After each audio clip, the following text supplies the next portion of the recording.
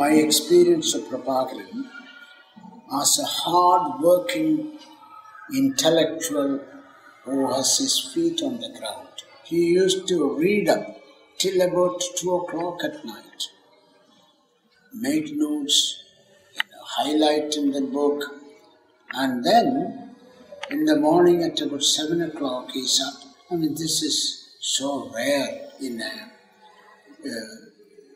any lawyer, any solicitor, but Prabhakaran showed he is an extraordinary solicitor. He has, when he's focused, I noticed, focused on his job, nothing and no one disturbs him. He is completely focused on the subject on hand, and he is immersed in it, and he has analyzed it completely top to bottom. And that is something. He is not a slipshod worker. He is a perfectionist. That's something I noticed in his work. He is methodical. He is a perfectionist. He does his part of the study, and then he presents himself with conviction. He argues his case.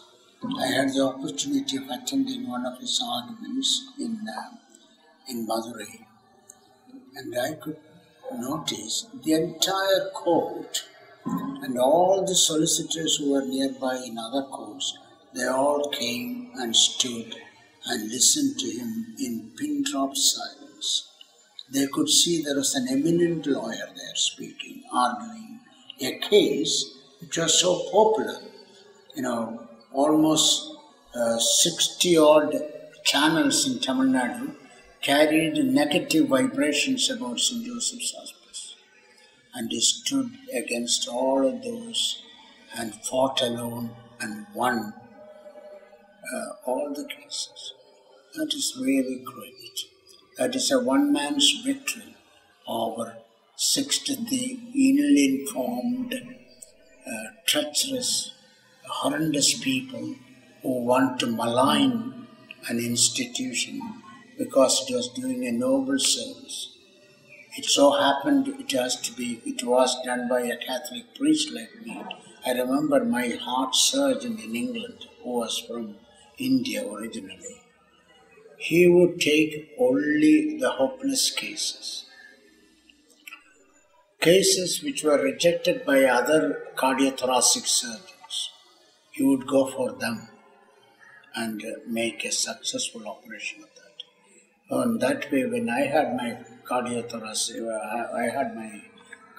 operation done on me, there was a possibility for 5 grafts in me. That means most of my arteries were scarred for good with the calcare. The whole thing was in a mess. But he went for it without giving it a second thought. So such people make a difference to the lives of people. And how grateful I am to my cardiothoracic surgeon who went for difficult cases. And I was one of those difficult cases. Similarly, Prabhakaran goes for difficult cases. If you take the United Nations has come out with so many treaties which place responsibilities on organizations, which place responsibilities on states, nations. But it is advocates like Mr. Prabhakaran who are giving life to the treaties that the countries like India have signed. So this is something that is laudable in attorneys of the current period, and they must emulate the example set by people like Advocate Prabhakaran, in my view. Take this fight further. I think he is one who takes the fight to the streets. Now he can. Whoever opposes him is immaterial. Clans who come and seek your assistance, and that is in Prabhakaran. He can devote himself to any case that you give him, and he delivers.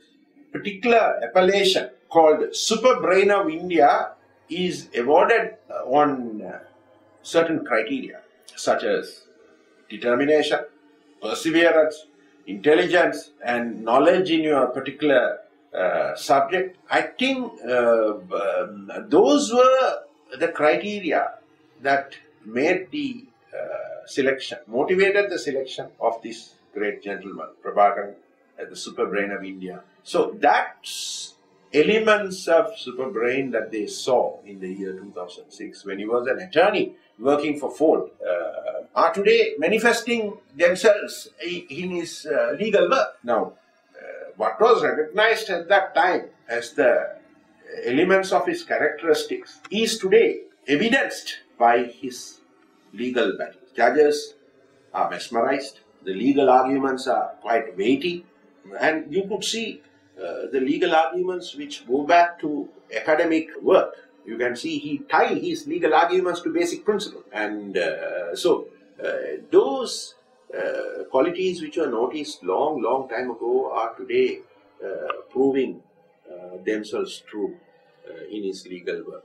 Now, he became an attorney at that time and he went to United States, right? Even that company selected him to go to United States.